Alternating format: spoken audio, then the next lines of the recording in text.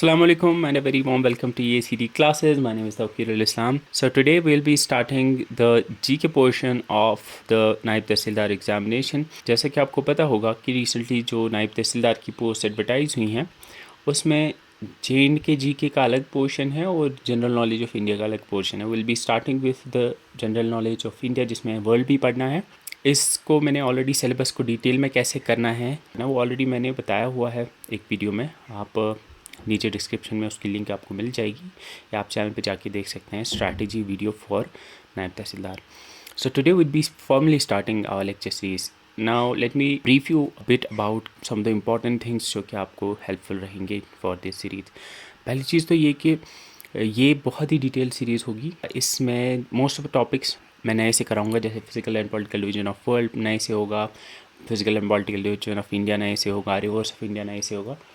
There are some topics already मैंने अच्छे से कराए हुए हैं और उनमें मुझे नहीं लगता और डिटेल में कराने की ज़रूरत है। वो एज इट इज़ रहेंगे। डिज़ास्टर मैनेजमेंट वो नए से कराना है क्योंकि वो कराया नहीं है। सॉइल्स ऑफ इंडिया नए से कराना है। ह्यूमन राइट्स नए से कराना है। इंडियन पॉलिटी मैंने 6 घंटे में पढ़ाया है पूरा, तो वो ऑलरेडी वैसे ही रहेगा। So now to start with a few important things.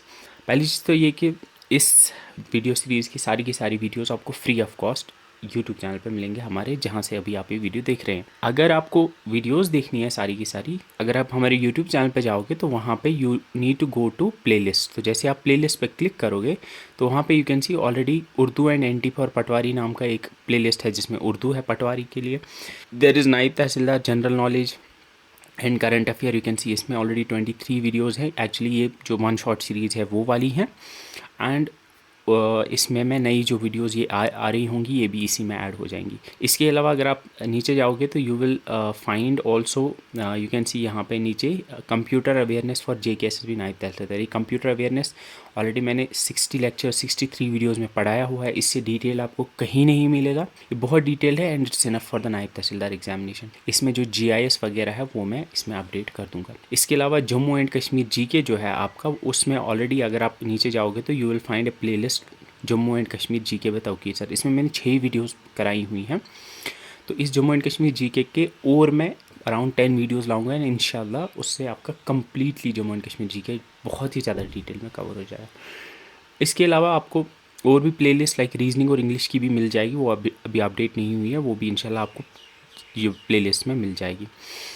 अब द इम्पॉर्टेंट थिंग इज़ कि अब आपको मैं यहाँ पे पढ़ाऊँगा उसके नोट्स कहाँ से मिलेंगे ना। There are 2 types of notes basically. पहली चीज़ तो ये देखो आप, यू कैन सी ये एक PPT है जिसमें बहुत सारे मैप्स हैं, बहुत सारी एनिमेशंस हैं, जो कि शायद अगर आप टोटल देखोगे तो ये 550 पेज के अराउंड बनती है ना। ऑब्वियसली अब क्योंकि इसमें बहुत सारे एनिमेशंस है, बड़ा बड़ा लिखा हुआ है, तो ऑब्वियसली इस चीज़ को आप प्रिंट नहीं करोगे। लास्ट टाइम भी बहुत सारे बच्चे बोलते थे कि हम प्रिंट करना चाहते हैं।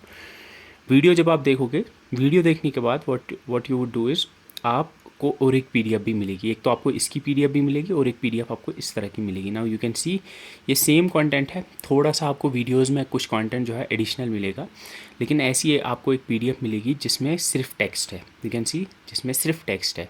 और ये PDF जो है ये हार्डली 30-40 पेजेस नहीं, ये 70-80 पेजेस की ये भी है। लेकिन अगर आप उसको छोटा छोटा प्रिंट कराओगे, लाइक एक पेज पे 2 कराओगे, या अगर आप ऐसे भी कराओगे तो ये 80 पेजेस टोटल आते हैं physical and political division of world. इसमें बहुत सारी चीज़ें एडिशनल भी हैं। तो 40 पेजेस के हार्डली आपको 40-50 रुपये लेगा प्रिंटिंग करने वाले।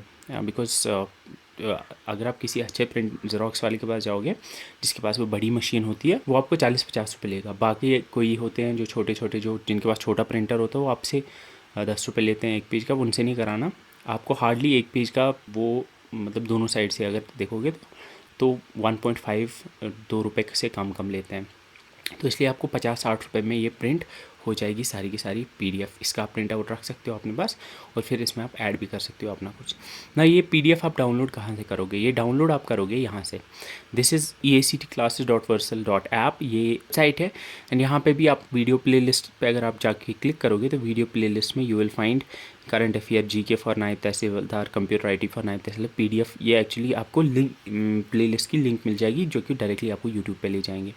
और यहाँ पे अगर आप जाओगे स्टडी मटेरियल में, तो स्टडी मटेरियल पे जैसे आप क्लिक करोगे तो यहाँ पे यू कैन सी नायब तहसीलदार नाम का एक फ़ोल्डर है। इस पर जब आप क्लिक करोगे तो वहाँ पे आपको अलग अलग फ़ोल्डर मिलेंगे अंदर, जीके के लिए, कंप्यूटर के लिए, सबके लिए, जहाँ पे आपको सारा स्टडी मटेरियल जो भी चाहिए होगा वो मिल जाए। आई थिंक इतना सारा 5 minute, I have taken 6 minutes, but I think सारी चीज़ें क्लियर हो गई होंगी। और ये वेबसाइट का लिंक आपको नीचे डिस्क्रिप्शन में भी मिल जाएगा। अगर ऐसे भी लिखना है आप सर्च कर सकते हो eactclasses.vercel.app, तो ऐसे भी आपको मिल जाएगा और वहाँ से भी आप इसको डाउनलोड कर सकते हो। एंड वन मोर थिंग कि इस वीडियो को देखने से पहले जो मैंने ऑलरेडी एक वन शॉट सीरीज में physical and political division of the world को कवर किया, वो 1 घंटे की वीडियो है। उसको पहले आप देख लीजिए, आपको प्लेलिस्ट में भी मिल जाएगी। इससे पहले जिनने नहीं देखी है, आई वुड हाईली रिकमेंड कि आप उसको एक बार देख लीजिए, बिकॉज आफ्टर वॉचिंग दैट उसमें मैंने ओवरव्यू दिया है, आपको बहुत सारी चीज़ें पहले से क्लियर हो जाएंगी और फिर इस चीज़ को समझने में आपको बहुत आसानी होगी। ऑल्दो मैं यहाँ पे भी डिटेल में कवर करूँगा बहुत सारी चीज़ें, लेकिन उसमें कुछ पॉइंट्स हैं जो शायद यहाँ मिस हो गए होंगे, लेकिन सबसे इंपॉर्टेंट वो बहुत बेसिक है और उसमें बहुत सारी चीज़ें हैं जो आपको समझ आएंगी वहाँ पे, और थोड़ा आपको आइडिया पहले मिल जाएगा कि कैसे क्या करना है। तो पहले physical and political division of India का, of world, sorry not India का, ऑफ वर्ल्ड का आप वो वीडियो देख लीजिए। और मैं रिकमेंड करूँगा कि उसमें जितने भी वीडियोस हैं, चाहे physical and political division one shot है, ऑफ वर्ल्ड है, ऑफ इंडिया है, क्लाइमेट है, रिवर्स है, उसमें जितनी वन शॉट वीडियोस हैं उनको आप पहले एक बार देख लीजिए, उसके बाद ये देखिए, बिकॉज उसमें बहुत सारी चीज़ें आपको पहले ही क्लियर हो जाएंगी। फिर ये आपका एक रिवीजन भी बनेगा, और रिवीजन के साथ साथ obviously there is so much जो कि एडिशनल है, जो कि नया है, तो it would be really helpful for you. And one more thing, जो हमारी ऐप थी एंड्रॉयड ऐप EACT क्लासेस की, वो अब फंक्शनल नहीं है, so all the study material would be available on the website. अगर हम इस लेक्चर सीरीज़ की बात करेंगे, particularly for this video physical and political divisions of the world की अगर हम बात करेंगे, तो इसमें प्राइमरीली अगर हम देखेंगे तो आपको पढ़ना क्या है। इस physical and political division of the world में हमें primarily we have to study all the continents, we have to study all the oceans, उसमें different mountain ranges, different lakes, different seas, inland seas अगर होंगे उनके बारे में पढ़ना है। We have to study about deserts, we have to study about plateaus, we have to study about peninsulas, we have to study about different geographical forms जो कि आपके वर्ल्ड में एग्जिस्ट करते हैं।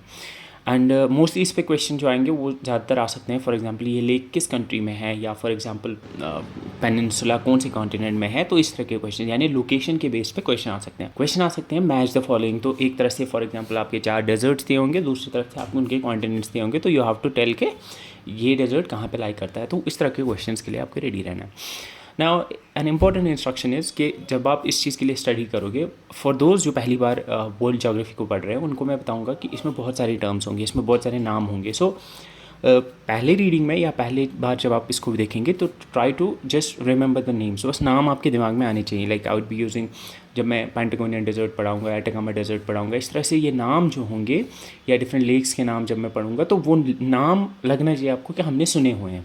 और अगर आपको एग्जैक्टली डिटेल्स याद ना भी रहे तो डोंट वरी, फर्स्ट गो में बस इतना एक कोशिश करो कि याद रहे, मेन चीज़ें याद रहे, और फिर बाकी जो डिफरेंट नेम्स हैं उनके साथ एक्वेंटेंस हो कि हाँ ये हमने कहीं पे सुना है। फिर अगर आप इसको सेकंड रीडिंग या सेकंड वॉच दोगे तो दूसरी टाइम जब आप इसको देखोगे तब आप एग्जैक्टली डिटेल में याद रख सकते हो कि कहाँ पे क्या थी। So without further due let's get started. And also जो भी चीज़ें इसमें इंपॉर्टेंट होंगी, कहाँ पे कौन सी चीज़, किस टाइप का क्वेश्चन कहाँ पे आएगा, वो मैं डिटेल में आपको लेक्चर के दौरान बताते जाऊँगा। टू स्टार्ट विथ, पहले हम देखेंगे कि इस physical and political division of world में हमें क्या क्या पढ़ना है। तो first will go through the fundamental concepts and the world overview. पहले हम देखेंगे अर्थ के बारे में। अर्थ के बारे में ऑल्दो इस पे क्वेश्चन आना मुश्किल है, but you should be aware, आ सकता है बिकॉज फिजिकल पॉलिटिकल डिवीजन में आ सकता है। एंड इसके अलावा की इमेजिनरी लाइंस एंड कोऑर्डिनेट्स, यानी लॉन्गिट्यूड लैटिट्यूड के बारे में आपको पता होना चाहिए। उसमें की कोऑर्डिनेट्स, की लॉन्गिट्यूड लैटिट्यूड्स कौन से होते हैं उनके बारे में पता होना चाहिए। उसके बाद जो physical division of the world है, यानी पहले हमें physical division of the world पढ़ना है, यानी हमें सारे कॉन्टिनेंट्स को डिटेल में पढ़ना है। We have to study mountains, rivers, deserts, plateaus, lakes, island, straits, peninsulas in all the continents, जो 7 कॉन्टिनेंट्स। इसके अलावा आपको पॉलिटिकल डिवीजन पढ़ना है। पॉलिटिकल डिवीजन का मतलब होता है कि जो ह्यूमंस ने कंट्रीज़ में हमने इनको डिवाइड किया हुआ। फिजिकल डिवीजन का मतलब जो नेचर ने इनको डिवाइड किया हुआ है, नेचर ने इसको 7 कॉन्टिनेंट्स में डिवाइड किया हुआ, कहीं पे पहाड़ है, कहीं पे जो नेचर की वजह से। Then there are political division, इसका मतलब जो ह्यूमंस ने बाउंड्रीज बनाई है, यानी जो कंट्रीज़ में हमने इसको डिवाइड किया है। तो पॉलिटिकल डिवीजन में आपको याद रखना है कि आपको कैपिटल्स पूछी जा सकती हैं, इस कंट्री की क्या कैपिटल है, उस कंट्री की क्या कैपिटल है, और साथ में हमें ये भी पढ़ना है कि फॉर एग्जांपल डिफरेंट कंट्रीज़ के बीच में अगर कोई फेमस बाउंड्री है, फेमस बॉर्डर है, उसके बारे में आपको पता होना चाहिए। उसके बाद what we learn about is oceans, हम ओशंस के बारे में पढ़ेंगे। वी लर्न इन डिटेल्स, जो हमारे पास 4 और 5 ओशंस जो हैं उनके बारे में डिटेल पढ़ेंगे। साथ में हम मेजर सीज़ के बारे में पढ़ेंगे, सीज़ इनलैंड सीज़ हो या फिर ओशनिक सीज़ हो, उनके बारे में हम पढ़ेंगे। साथ में हम गल्फ्स के बारे में पढ़ेंगे, बेज क्या होते हैं उनके बारे में पढ़ेंगे, कौन कौन से इंपॉर्टेंट गल्फ्स एंड बे हैं उनके बारे में हम डिटेल में देखेंगे। देन लास्ट में आफ्टर वी फिनिश, पहले मैं कोशिश करूँगा आपको मैं सारे कंटिनेंट्स का फिजिकल एंड पॉलिटिकल ओवरव्यू दूंगा, और लास्ट में जो लास्ट पार्ट होगा, लास्ट से पहले वाला पार्ट, उसमें मैं आपको क्या बताऊंगा, उसमें मैं आपको एक ओवरव्यू दूंगा, like major river systems, major mountain systems, major grasslands of the world, उनका एक ओवरव्यू दूंगा। And the last part would be basically, उसमें एक तो आपको मैं समरी बताऊंगा, like top 10 mountains, top 10 rivers, top 10 deserts, area के हिसाब से सबसे बड़े लॉन्गेस्ट माउंटेन रेंजेस कौन सी है, टॉप 5, जिस पे क्वेश्चन आता है। यूजुअली अगर आप देखोगे मोस्ट चांसेस जो है मोस्टली इसी पे होगा कि फॉर एग्जांपल आपको 4 माउंटेन रेंज दिए होंगे और आपको बताना होगा, या 4 माउंटेन पीक्स दी होंगी, आपको बताना होगा इनको इंक्रीजिंग ऑर्डर ऑफ हाइट में सॉर्ट करो। तो टॉप 10 टॉप 5 हम पढ़ेंगे क्योंकि उस पर क्वेश्चन आ सकता है। और उसके बाद we'll also learn about some like smallest countries by size, largest countries population के हिसाब से, landlocked countries, coastlines के हिसाब से सबसे लॉन्गेस्ट कोस्ट लाइन वगैरह। इसके अलावा will also learn about some disputed territories, there are some disputed territories like जो कि न्यूज़ में रहती है, लाइक आजकल चल रहा है, there is a war going on, like Israel Palestine का वॉर चल रहा है, तो you should know about Israel and Palestine, वो कहाँ पे है, कैसे है। या अभी यूक्रेन रशिया का वॉर भी चल रहा है, तो देयर इज़ एक क्रीमिया नाम का एक पेनिनसुला है, क्रीमियन पेनिनसुला, तो क्रीमिया को एनेक्स किया था रशिया ने 2014 के अंदर, तो वो कहाँ पे है, क्या वो, उसके बारे में आपको पता होना चाहिए। देयर कोरल आइलैंड्स हैं, साउथ चाइना सी का डिस्प्यूट है जो चल रहा है चाइना जापान के बीच में, फॉकलैंड आइलैंड्स इंग्लैंड और अर्जेंटीना के बीच में एक ग्रुप ऑफ आइलैंड्स के ऊपर, वो साउथ अमेरिका में लाई करता है, वहाँ पे चल रहा है। तो we should know about these things. So and before we start, जैसे मैंने पहले भी बोला कि अगर आपको बाकी वीडियोस की प्ले लिस्ट चाहिए तो आप ESD क्लास की यूट्यूब चैनल से उनको देख सकते हैं। So to begin with will start with the introduction to the earth. अब अर्थ क्या है, you know, earth is a part of solar system and earth is the third planet from the sun से जब हम शुरू करते हैं तो मरकरी, वीनस और अर्थ आता है, तो earth is the third planet और it's the 5th largest planet in the solar system, both diameter के हिसाब से भी और मास के हिसाब से, and it's the densest planet in the solar system. Densest का मतलब है कि इसकी डेंसिटी सबसे ज़्यादा यूजली, बिकॉज अगर आप देखोगे बाकी प्लैनेट्स जो है क्लोज टू देयर सरफेस वो गैसियस मटेरियल के बने हुए हैं, या उसमें लाइक गैसेस भी है और उसमें सॉलिड मटेरियल भी है, लेकिन डेंसिटी सबसे ज़्यादा इसकी है। इसको हम ब्लू प्लैनेट भी कहते हैं, and it's the only known planet जहाँ पे हमें लाइफ देखने को मिलती है, जो कि आपको पता होगा। अगर हम ओरिजिन की बात करेंगे तो earth is believed to be 4.54 billion years old. एक अगर आपको बिग बैंग का पता होगा, बिग बैंग जब हुआ था तो उसके बाद फिर हमारी गैलेक्सी बनी, फिर उसके बाद सोलर सिस्टम बना, उसके बाद सन, उसके बाद एक सोलर नेब्यूला, एक गैस का एक क्लाउड, डस्ट और गैस का एक क्लाउड था जो कि सन जब बन रहा था तो वहीं से छूट के आपकी अर्थ भी बनी थी। तो इसमें क्वेश्चन नहीं पूछा जा सकता, but remember the facts, 3rd largest planet, sorry 5th largest planet, 3rd from the sun, densest planet, blue planet इसको कहते हैं, and it 4.54 billion years old. Earth की अगर हम बात करेंगे तो अर्थ जो है ये एक परफेक्ट स्फेयर नहीं है। अगर आपको पता होगा, हम यूजुअली कहते हैं कि अर्थ स्फेरिकल, लेकिन आपको भी पता है कि अर्थ जो है ये एक स्फेयर, परफेक्ट स्फेयर नहीं है। इसकी जो शेप है उसको कहते हैं ओब्लेट स्फेरॉइड, या जिसको जियोइड शेप भी कहते हैं, जियोइड शेप जो है, जियोइड बेसिकली होता है क्या है, एक तरह से यू माइट हैव सीन के बचपन में आपने सुना होगा कि अर्थ जो है वो अंडे के जैसी है, एंड यू कैन सी इसमें क्या होता है कि यहाँ पे बल्ज हैं, यू कैन सी यहाँ पे भी बल्ज है और यहाँ पे भी बल्ज है, यानी पोल्स, अगर आपको थोड़ा बहुत आइडिया होगा, ऊपर नॉर्थ पोल होता है ये वाला पॉइंट, और नीचे वाला पॉइंट जो है साउथ पोल है। पोल्स पे ये थोड़ी फ्लैट एंड है, और इक्वेटर यानी जो हॉरिजॉन्टल लाइन है इसके अराउंड ये थोड़ी सी बल्ज्ड आउटसाइड है, ठीक है। सो इसको कहते हैं ओब्लेट स्फेयरॉइड या इसको जियोइड भी कहते हैं, तो ये याद रखना। तो अर्थ की शेप कैसी है, it's slightly flattened at the poles, poles पे ये थोड़ी फ्लैटेंड है, and it's bulge at the equator, equator पे थोड़ी ये बल्ज है, बाहर की तरफ निकली हुई है। ये बल्ज क्यों है इसमें, it's because of the centrifugal force. Centrifugal force क्या होता है कि जब भी कोई चीज़ रोटेट करती है तो एक फोर्स जो होता है वो आउटवर्ड एग्जिस्ट करता है, उसको सेंट्रीफ्यूगल फोर्स कहते हैं। And you might have seen centripetal force and centrifugal force. जैसे फॉर एग्जांपल अगर आप कहीं पे गाड़ी में चल रहे हो और एक वहाँ पे एक मोड़ आता है तो आपकी बॉडी जो है वो बाहर की तरफ जाती है due to inertia of direction या सेंट्रीफ्यूगल फोर्स की वजह से आप बाहर की तरफ जाते हो। या इवन जब आपने सेंट्रीफ्यूज देखा भी होगा, जब आप दही को फेंटते हो तो सेंट्रीफ्यूज, उसको भी सेंट्रीफ्यूजन प्रोसेस कहते हैं। तो क्वेश्चन इस पे अगर आएगा तो याद रखना the shape of the earth is oblate spheroid या जियोइड, ठीक है। अब यहाँ पे कुछ फैक्ट्स हैं जो कि आपको याद होने चाहिए। डायमीटर कितना है अर्थ का, इट्स 12,756 किलोमीटर्स। इक्वेटोरियल डायमीटर, यानी इक्वेटोरियल का मतलब है कि इक्वेटर, मतलब अगर यहाँ से आप इस तरह से डायमीटर नापोगे यहाँ तक तो वो आएगा 12,756। लेकिन अगर आप पोलर डायमीटर नापोगे, यानी ऊपर से लेके नीचे तक अगर आप डायमीटर यानी पोल्स, नॉर्थ पोल से साउथ पोल तक अगर आप ढूंढोगे, मतलब निकालोगे, तो वो 12,714 है। एंड यू कैन सी यहाँ पे 756 है, यहाँ पे 714 है, एंड इसमें ऑलमोस्ट 42 किलोमीटर्स का डिफरेंस है। तो 42 किलोमीटर ज़्यादा है इक्वेटर पे अर्थ की डायमीटर। सर्कमफ्रेंस क्या है, इक्वेटोरियल सर्कमफ्रेंस है 40,075 किलोमीटर और 40,008 किलोमीटर है पोलर सर्कमफ्रेंस, ऑब्वियसली ये कम है, ठीक है।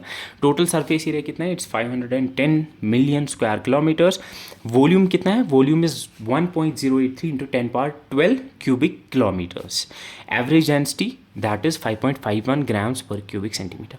ये फैक्ट्स यूजुअली, मतलब चूँकि physical and political division of the world पढ़ना है तो ये कम चांसेस हैं कि पूछे जा सकते हैं, but you can remember them. Question आएगा तो you should be able to answer it. अब अर्थ की अगर हम बात करेंगे, ये तो हो गया अर्थ एज अ कॉन्टिनेंट, मतलब जब हम एक तरह से जब हम स्पेस, जब हम अर्थ पे आते हैं तो नाउ विल सी अर्थ पे क्या क्या है।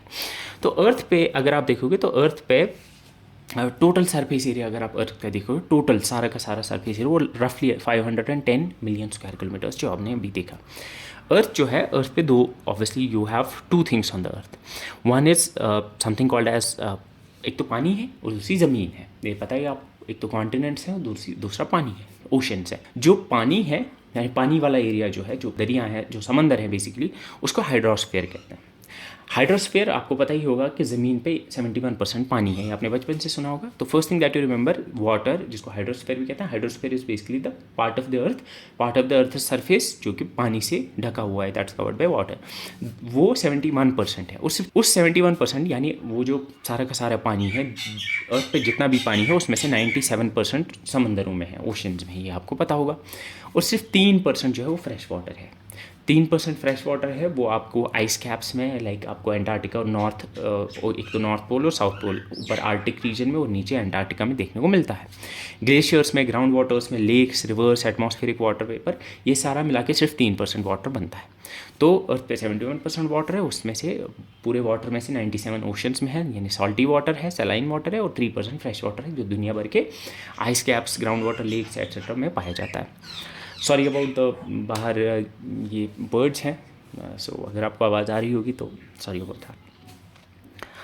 उसके बाद भी हैव लैंड को हम लिथोस्फीयर भी कहते हैं, यानी वो वाला पार्ट ज़मीन का जो कि खुश्क है, जो कि ड्राई है, उसको हम लिथोस्फीयर कहते हैं।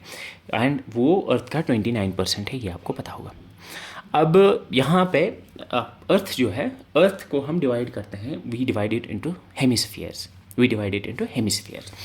हेमिस्फीयर हम एक तो डिवाइड करते हैं इसको नॉर्दर्न हेमिस्फीयर और साउदर्न हेमिस्फीयर में, और इसको हम डिवाइड करते हैं ईस्टर्न और वेस्टर्न हेमिस्फीयर में। मेजरली जब हम पढ़ते हैं तो नॉर्दर्न और साउदर्न हेमिस्फीयर देखते हैं हम। So if you can see, यहाँ पे ये जो बीच वाली लाइन है इसको हम इक्वेटर कहते हैं। ये जो हॉरिजॉन्टल लाइन है जो ज़मीन के बिल्कुल सेंटर से, लाइन नहीं बेसिकली एक सर्कल है जो अर्थ के अराउंड घूमता है ऐसे, तो ये जो लाइन है बीच वाली इसको हम इक्वेटर कहते हैं। 0 डिग्री लैटिट्यूड, मैं आपको डिटेल में बताऊंगा। तो इसके ऊपर वाले पार्ट को हम नॉर्दर्न हेमिस्फीयर कहते हैं और नीचे वाले पार्ट को साउदर्न हेमिस्फीयर कहते हैं। एंड यू कैन सी ऊपर वाला पार्ट जो है इसमें ज़्यादातर लैंड आपको देखने को मिलता है, बिकॉज पूरा का पूरा ये नॉर्थ अमेरिका है, ये पूरा का पूरा अफ्रीका का मोस्ट ऑफ द पार्ट, पूरा का पूरा एशिया, पूरा का पूरा यूरोप, ये सारा का सारा कहाँ आता है, ये नॉर्दर्न हेमिस्फीयर में आता है। तो इसलिए हम क्या कहते हैं कि जो नॉर्दर्न हेमिस्फीयर है उसको ऑफ लैंड हेमिस्फीयर भी कहते हैं, क्योंकि उसका 60 to 67% लैंड से ढका हुआ है। और जो साउदर्न हेमिस्फीयर है उसको हम वाटर हेमिस्फीयर भी कहते हैं, क्योंकि उसका 80 to 81% वाटर से ढका हुआ है। ठीक है, अगर हम अर्थ के कंपोनेंट्स की बात करें तो मेजरली हम अर्थ को डिवाइड करते हैं।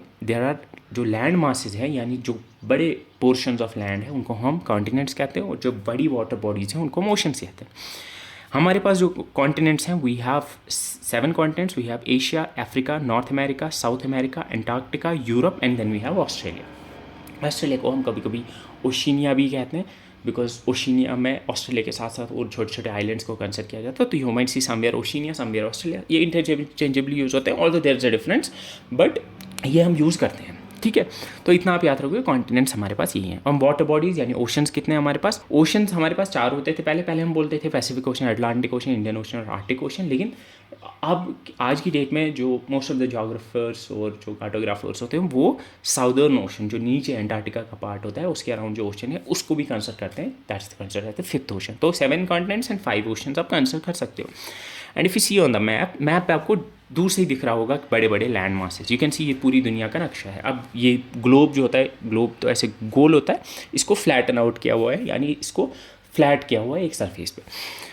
यहाँ पे यू कैन सी पहला कॉन्टिनेंट जो है वो एशिया ना। एशिया जो है वो ये यहाँ इंडिया, यहाँ से ये चाइना, इंडो चाइना का रीजन, यहाँ से नॉर्थ कोरिया, ऊपर ये रशिया, और यू कैन सी यहाँ पे एक माउंटेन रेंज है जिसको ओरल माउंटेन रेंज कहते हैं, वहाँ तक यू कैन सी ये वाला जो पार्ट है, ये वाला, this is Asia. This is the first continent जो दुनिया का सबसे बड़ा कॉन्टिनेंट है। सेकेंड इज़ यूरोप, इस वाले पार्ट को हम सेकेंड कॉन्टिनेंट कंसिडर करते हैं। This one is Europe. Then we have the third continent, that's Africa, जो ये वाला नीचे वाला दिख रहा है आपको। Then we have something called as North America, then we have something called as Australia, then we have something called as Brazil, और फिर 7th कॉन्टिनेंट जो है दैट इज़ अंटार्कटिका। अंटार्कटिका जो है वो साउथ नीचे है, एंड आपको पता होगा कि वहाँ पे लोग रहते नहीं हैं, because that's covered with ice. वहाँ पे सिर्फ रिसर्च स्टेशन हैं, उसके बारे में अभी हम डिटेल में पढ़ेंगे। So these are the 7 continents. और अगर हम ओशंस की बात करेंगे तो ओशन भी हमारे पास 5 है। पहला हमारा पैसिफिक ओशन है। अब पैसिफिक ओशन यहाँ से भी आएगा और यहाँ से भी आएगा। क्यों आएगा? बिकॉज जैसे मैंने बोला, अर्थ जो है वो गोल है, तो पैसिफिक ओशन यहाँ से भी आएगा और यहाँ से भी, बिकॉज यू कैन सी अगर आप इसको थोड़ा रोल ऐसे करोगे, अर्थ अगर आप इसको देखोगे ये गोल है, तो ये वाला पार्ट इस वाले पार्ट से कनेक्टेड है। तो पैसिफिक ओशन पहला है, दूसरा अटलांटिक ओशन जो यहाँ से ये बीच वाला पार्ट है, then we have Indian ocean, and then we have arctic ocean जो ऊपर आर्टिक रीजन में है, then we have the southern ocean जो कि नीचे आपको दिख रहा है। इसमें सबसे इंपॉर्टेंट चीज़ जो आपको याद रखनी है, जो पूछी भी जा सकती है, फॉर एग्जांपल यहाँ पे आप एशिया देख रहे हैं, तो आपको पता है अब कि एशिया जो है, एशिया के ईस्टर्न साइड में पैसिफिक ओशन है, ऊपर उसके आर्टिक ओशन है, नीचे उसके इंडियन ओशन है। इसी तरह से ऑस्ट्रेलिया के ऊपर पैसिफिक ओशन है, उसके वेस्ट साइड में, सॉरी ईस्ट साइड में पैसिफिक ओशन है, उसके वेस्ट साइड में इंडियन ओशन है, और उसके नीचे साउदर्न ओशन है। इसी तरह से अफ्रीका के ईस्ट साइड में इंडियन ओशन है, वेस्ट साइड में अटलांटिक ओशन है, ऊपर उसके यूरोप आता है, यहाँ पे मेडिटेरेनियन सी, और नीचे उसके साउदर्न ओशन है। इसी तरह से ये नॉर्थ अमेरिका है। नॉर्थ अमेरिका के वेस्ट साइड में पैसिफिक है, ईस्ट साइड में अटलांटिक है, और ऊपर आर्टिक ओशन है। साउथ अमेरिका के वेस्ट साइड में पैसिफिक है, ईस्ट साइड में और नॉर्थ में ऊपर दोनों अटलांटिक ओशन आते हैं, और नीचे इसके साउदर्न ओशन आता है। तो ये दिमाग में आप बिठा लो, इतना मुझे लगता है इसको देखो दो बार बार, ताकि क्योंकि because this the most important thing, you should no कि कॉन्टिनेंट्स कहाँ पे हैं, और यू शुड नो कि ओशंस कहाँ पे है, बिकॉज इस पर क्वेश्चन कल को आ सकता है। फॉर एग्जांपल वो आपको बता सकते हैं कि 4-5 स्टेटमेंट्स देंगे कि for example Atlantic ocean lies in the east of Africa. तो आपको पता है कि अटलांटिक ओशन अफ्रीका के ईस्ट में नहीं है, अफ्रीका के वेस्ट में आता है। ठीक है, बिकॉज ये अफ्रीका है, इसका ये ईस्टर्न साइड है, ये इसका वेस्टर्न साइड है, इसका नॉर्दर्न साइड है, ये इसका साउथर्न साइड है। तो अरे हर एक कॉन्टिनेंट का ईस्टर्न साइड में क्या है, वेस्टर्न साइड में क्या है, ऊपर क्या है, नॉर्थ में, साउथ में क्या है, ये सारा पता होना चाहिए। ये मैं आपको जब कॉन्टिनेंट डिटेल में पढ़ाऊंगा वहाँ पर मैं प्रॉपर मैपिंग के साथ आपको दिखाऊंगा। There are some key imaginary lines, कुछ इमेजिनरी लाइन्स होते हैं, they are called as the longitudes and latitudes, जिनके बारे में आपको पता होना चाहिए। And they are basically use, आपने सुना होगा जब भी आप लोकेशन, GPS भी आपको पढ़ना है, किसी भी दुनिया में किसी भी पॉइंट की लोकेशन जो होती है उसके कोऑर्डिनेट्स होते हैं, बेसिकली उसका एक लॉन्गिट्यूड और लैटिट्यूड होता है। ठीक है, वो क्या होते हैं उनके बारे में आपको पता होना चाहिए। नाउ लॉन्गिट्यूड और लैटिट्यूड्स क्या होते हैं? तो बेसिकली अर्थ के ऊपर किसी भी लोकेशन, किसी भी प्लेस की लोकेशन जानने के लिए हमें कुछ इमेजिनरी लाइंस जो बेसिकली जो जोग्राफर्स हैं या कार्टोग्राफर्स हैं, उनने कुछ इमेजिनरी लाइंस ड्रॉ की हैं अर्थ के ऊपर हॉरिजॉन्टली और वर्टिकली। उनको हम लॉन्गिट्यूड्स और लैटिट्यूड्स कहते हैं। एंड वो उनसे हम किसी प्लेस की लोकेशन निकाल सकते हैं, वहाँ का क्लाइमेट कैसा होगा वो समझ सकते हैं, वहाँ टाइम कैसा होगा, और साथ में नेविगेशन, यानी जब शिप्स जाती हैं एक दूसरे या अर्थ पे या हवाई जहाज़ के थ्रू भी जब जाते हैं, तो ये लोकेशन या नेविगेशन में भी ये हेल्प करते हैं। ठीक है, उसके बाद the first that you have to understand is something called as latitude. अब लैटिट्यूड क्या होते हैं? लैटिट्यूड्स आर बेसिकली ये हॉरिजॉन्टल लाइन्स है जो अर्थ के ऊपर ड्रॉ की हुई हैं। ये हॉरिजॉन्टल लाइन्स है जो अर्थ के ऊपर ड्रॉ की हुई। यू कैन सी यहाँ पे मैंने ये अर्थ के अराउंड एक बीच वाली लाइन है, फिर इसके ऊपर और एक है और एक है, और इस तरह से यू कैन सी ये सारी लाइंस हैं। These are called as latitudes. इनको हम पैरेलल्स भी कहते हैं। ये ईस्ट टू वेस्ट रन करती हैं, यानी ईस्ट टू वेस्ट का मतलब है कि ये ऐसे रन करती हैं, यानी यहाँ से वेस्ट की तरफ जाती हैं। ठीक है, और ये एग्जैक्टली होती क्या है, किस लिए यूज़ होती हैं, इनके बारे में हम डिटेल में पढ़ेंगे। So the first thing that you know is latitudes. तो लैटिट्यूड्स होते क्या है? बेसिकली हम क्या करते हैं, अर्थ के ऊपर ऐसे हॉरिजॉन्टल लाइंस ड्रॉ करते हैं जो अर्थ के बिल्कुल सेंटर में, अगर आप देख पा रहे होंगे ये वाली लाइन जो है, ये बिल्कुल ऐसे, ये वाली लाइन जो है, ऑब्वियसली ये गोल ऐसे सर्कल होगा बिकॉज ये अर्थ के अराउंड जा रहा है। तो अब यहाँ पे ये फ्लैट सरफेस पे एक लाइन आपको दिख रही है। ये जो बीच वाली लाइन है इसको हम कहते हैं 0 डिग्री लैटिट्यूड, इसको हम कहते हैं 0 डिग्री लैटिट्यूड, और इसका नाम एक है दैट इज़ इक्वेटर। तो इक्वेटर क्या है? इट्स अ हॉरिजॉन्टल लाइन जो कि अर्थ के बिल्कुल सेंटर के अराउंड ऐसे घूमती है। ठीक है, उसके बाद क्या है, इसी तरह से हम ऊपर की तरफ जाते हैं। ऊपर की तरफ जब हम जाते हैं ऐसे ही हम बहुत सारी हॉरिजॉन्टल लाइंस ड्रॉ करते हैं। तो यहाँ पे फॉर एग्जांपल फिर होगा 0 डिग्री के बाद 1 degree latitude, 2 degree latitude, 3 degree latitude, 4 degree latitude, इसी तरह से ऊपर जाते हैं। तो इसी तरह से होगा 10 degree, 20 degree, 30 degree, 40 degree, 50, up to कहाँ पे 90 डिग्री तक होगा। 90 डिग्री कहाँ पे होगा? यू कैन सी यहाँ पे ऊपर ये सबसे नॉर्थ पोल जो है वो 90 डिग्री लैटिट्यूड, वहाँ पे ये पॉइंट बन जाएगा, वहाँ पे ये पॉइंट बन जाएगा। ठीक है, तो यू कैन सी ये जो लैटिट्यूड्स हैं या ये जो पैरेलल्स हैं इक्वेटर पे, ये बहुत बड़े बड़े सर्कल्स हैं, और जैसे जैसे आप ऊपर की तरफ जाओगे वैसे वैसे ही छोटे होते जाएंगे। तो अब ये जो बीच वाली लाइन है दिस इज़ 0 डिग्री। ऊपर जब आप जाओगे इक्वेटर के ऊपर, जो आप 10 डिग्री पे फॉर एग्जांपल जो आप डालोगे उसको 10 डिग्री नॉर्थ लैटिट्यूड कहते हैं, 10 डिग्री नॉर्थ। इस तरह से ये होगा 20 degree north, 30 degree north, 40 degree north. इस तरह से नीचे भी हम ऐसे लाइन ड्रॉ करेंगे। This would be 10 degree south, 20 degree south, 30 degree south, 40, इसी तरह से 90 डिग्री साउथ। तो अब आपने क्या देखा कि लैटिट्यूड जो है ये हॉरिजॉन्टल लाइंस है जो हम ड्रॉ करते हैं अर्थ पे, एंड यू कैन सी ये ऊपर 0 से लेके 90 डिग्री नॉर्थ तक होंगी। इसी तरह से नीचे 10 degree south, 20 degree south, 30 degree, 40 degree, 60 degree, 70 degree और 90 डिग्री साउथ तक होंगे। अभी सिर्फ डिग्री में नहीं होते हैं, ये होते हैं अब फॉर एग्जांपल कोई लोकेशन है जो अर्थ जो इक्वेटर के थोड़ा सा ऊपर है, तो वो फॉर एग्जांपल होगी 0 डिग्री एंड फिर उसके बाद होता है जैसे होता है ना मीटर फिर सेंटीमीटर। फॉर एग्जांपल किसी लेंथ है 5 मीटर्स एंड से 10 सेंटीमीटर्स। इसी तरह से 0 डिग्री के बाद आता है मिनट्स, तो ये होगा for example 100 degree and 10 minutes. ठीक है, सो 100 डिग्री एंड 10 मिनट्स, या ऐसे भी आप कर सकते हो 10.013 डिग्री। ठीक है, तो इस तरह से भी आप कर सकते हो। ठीक है, सो अब ये नहीं है कि ये सिर्फ ऊपर 90 हमने डाली है और नीचे सिर्फ हमने 90 डाली है, यानी 180 ही है। इसके बीच में भी आप डाल सकते हैं, यानी 0 डिग्री और 1 डिग्री के बीच में आप इन्फिनिट और लाइंस आप ड्रॉ कर सकते हो। ठीक है, so this is called as latitude. I hope ये लैटिट्यूड आपको समझ आएगा। तो लैटिट्यूड क्या है? लैटिट्यूड इज बेसिकली ये जो मैंने आपको बोला this is called as parallels, ये बेसिकली लाइन्स है जो हम ड्रॉ करते हैं। और ये बेसिकली आपको क्या देता है? It gives you the distance between 2 points measured on the surface of earth. उनका ये आपको एंगुलर डिस्टेंस देता है। बेसिकली एंगुलर डिस्टेंस का मतलब होता है कि फॉर एग्जांपल यहाँ पे एक पॉइंट है और यहाँ पे एक पॉइंट है। नाउ यू कैन सी ये नॉर्थ टू साउथ है, दिस इज द डिस्टेंस। इनके बीच में जो हम डिस्टेंस मेजर करेंगे वो नॉर्थ टू साउथ होगी। नॉर्थ टू साउथ मतलब नीचे से ऊपर या ऊपर से नीचे की डिस्टेंस। अब ये 10 डिग्री क्यों है? Why is it 10 degree? Because अगर आप यहाँ से एक लाइन ड्रॉ करोगे to the centre of earth, for example ऐसे अगर आप to the centre of earth line draw करोगे, यहाँ से भी एक सेंटर ऑफ अर्थ की तरफ एक लाइन ड्रॉ करोगे, यहाँ पे आप देख पा रहे होंगे यहाँ पे एक एंगल बनेगा, तो उस एंगल का जो डायमेंशन होगा 10 डिग्री होगा। इसी तरह से फॉर एग्जांपल अगर आप इस पॉइंट से लेके यही नीचे वाले पॉइंट तक, यानी या फॉर एग्जांपल इस पॉइंट से लेके इस पॉइंट तक अगर आप डिस्टेंस मेजर करोगे, तो अगर आप यहाँ से सेंटर ऑफ अर्थ तक एक लाइन डालोगे, यहाँ से भी सेंटर ऑफ अर्थ तक लाइन डालोगे, वहाँ पे जो ये बीच में एंगल बनेगा वो 20 डिग्री का बनेगा। तो याद रखना लैटिट्यूड्स यूज किस लिए होते हैं, latitudes are use to measure the angular distance of a point on the surface of earth north to south of equator, यानी ऊपर इक्वेटर के ऊपर या नीचे अगर आपको डिस्टेंस मेजर करनी है दो पॉइंट्स के बीच में, वो आप लैटिट्यूड की हेल्प से मेजर करो। अगर आप बोलोगे इन दो के बीच में 10 डिग्री का डिस्टेंस है, इसका मतलब है कि इन दो पॉइंट्स से अगर मैं सेंटर तक एक लाइन डालूंगा, वहाँ पे जो एंगल बनेगा वो 10 डिग्रीज का होगा। ठीक है, ये ईस्ट वेस्ट रन करती है पैरेलल टू इक्वेटर, इनको पैरेलल्स भी कहा जाता है या पैरेलल्स ऑफ लैटिट्यूड भी कहा जाता है।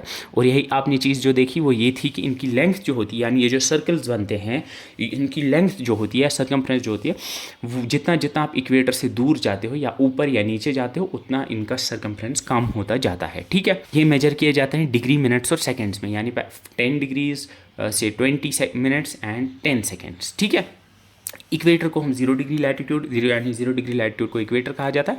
और इनका रेंज होता है 0 डिग्री टू 90 डिग्री नॉर्थ, यानी इक्वेटर से ऊपर 0 टू 90 और इक्वेटर से नीचे ऐसे ही 0 टू 90 साउथ। तो टोटल ये 180 बनता है, टोटल ये 180 बनता है, ऊपर 90 और नीचे 90। ठीक है, कैसे 190, अब ये भी आपको 180 ही क्यों बनता है, बिकॉज यू कैन सी अगर मैं एक लाइन डालूंगा जो कि मैं इस पॉइंट से सेंटर ऑफ अर्थ पे डालूंगा, यानी नॉर्थ पोल से सेंटर ऑफ अर्थ पे डालूंगा, फिर साउथ पोल से सेंटर ऑफ अर्थ पे डालूंगा, तो वो एक स्ट्रेट लाइन बनेगी और वहाँ पे जो एंगल बनेगा वो 180 बनेगा। अगर समझ आया, ठीक नहीं आया तो just remember it that way. तो आई थिंक ये क्लियर हो गया होगा लैटिट्यूड्स क्या होते हैं। ठीक है, then we have something some important latitudes. कुछ लैटिट्यूड्स हैं, अब मैंने आपको बोला देयर आर, आप इन्फिनिट लैटिट्यूड ड्रॉ कर सकते हो। You can draw 0 degree latitude, फिर 0 degree 1 minute 1 second, 0 degree 1 minute 2 second, इसी तरह से आप बहुत सारे लैटिट्यूड ड्रॉ कर सकते हो ऊपर से नीचे। ठीक है, बट कुछ हैं जिनके नाम है। For example the first one is 0 degree latitude, उसका नाम इक्वेटर है। ठीक है, इसी तरह से then we have tropic of cancer जो कि 23.5 डिग्री पे है, या इसको मैं लिख सकता हूँ 23.5 नॉर्थ, या मैं इसको लिख सकता हूँ 23 डिग्रीज एंड 30 मिनट्स, क्योंकि 0.5 डिग्रीज का मतलब होता है एक डिग्री में बेसिकली 60 मिनट्स होते हैं, तो मैं लिख सकता हूँ इसको 0.5 को मैं लिख सकता हूँ 30 मिनट्स, तो मैं इसको लिख सकता हूँ 23.5 डिग्रीज और 23 डिग्रीज एंड 30 मिनट्स। ठीक है, तो ये ऊपर यानी इक्वेटर के ऊपर जो 23.5 पे जो लैटिट्यूड है, 23.5 नॉर्थ पे जो लैटिट्यूड है, उसको हम ट्रॉपिक ऑफ कैंसर कहते हैं, जो इंडिया के थ्रू भी पास होता है। इसी तरह से साउथ में जो 23.5 पे लैटिट्यूड है, उसको हम कहते हैं ट्रॉपिक ऑफ कैप्रिकॉर्न। ऊपर जो आपका 66.5 पे आपका लैटिट्यूड आता है, उसको हम कहते हैं आर्टिक सर्कल। और नीचे जो आपका आता है 66.5 साउथ पे जो लैटिट्यूड आता है, उसको हम कहते हैं antarctic circle. So these are the 4-5 important latitudes जिनके बारे में आपको पता होना चाहिए। 23.5 साउथ और नॉर्थ, उसको tropic of capricorn and tropic of cancer कहते हैं। इसी तरह से 66.5 साउथ एंड नॉर्थ, उनको हम एंटार्क्टिक सर्कल और आर्टिक सर्कल कहते हैं। अब इस पे क्वेश्चन कैसे आता है, यूजुअली ये डायरेक्टली पूछा जा सकता है कि मैच आएगा, यहाँ से दिया होगा 23.5 नॉर्थ, 23.5 साउथ, 66.5 साउथ नॉर्थ, दूसरी तरफ से दिया होगा tropic of cancer, tropic of capricorn, tropic of इसी तरह से एंटार्क्टिक सर्कल और आर्टिक सर्कल दिया होगा। लेकिन इसमें से क्वेश्चन जो पूछा जाता है यूजुअली वो पूछा जाता है ये किस कंट्री के थ्रू पास होते हैं। ठीक है, अब यू कैन सी यहाँ पे ट्रॉपिक ऑफ कैंसर किसके थ्रू पास होता है, ये पास होता है आपके इंडिया के थ्रू, और भी बहुत सारी कंट्रीज़ हैं। So first thing that you need to understand is, अगर आपको कॉन्टिनेंट्स का पूछा जाए तो इक्वेटर कौन कौन से कॉन्टिनेंट के थ्रू पास होता है। इक्वेटर पास होता है यहाँ पे, ये साउथ अमेरिका है उसके थ्रू, अफ्रीका के थ्रू, और यहाँ पे यू कैन सी ये एशिया के थ्रू भी पास होता है। तो you can remember that Asia, Africa and also this South America. Tropic of cancer ये नॉर्थ अमेरिका के थ्रू पास होता है, ये अफ्रीका के थ्रू पास होता है, ये यहाँ पे एशिया के थ्रू पास होता है। Tropic of Capricorn South America के थ्रू पास होता है, अफ्रीका के थ्रू पास होता है, और यहाँ ऑस्ट्रेलिया के थ्रू भी ये पास होता है। एंटार्क्टिक सर्कल ये सिर्फ एंटार्क्टिका के अराउंड है, तो it does not pass through any continent ऊपर, ये सिर्फ एंटार्क्टिका का एक बेसिकली पार्ट ऑफ एंटार्क्टिका, यहाँ पे एक पेनिनसुला है उसके थ्रू पास होता है, तो ये सिर्फ एंटार्क्टिका के थ्रू पास होता है।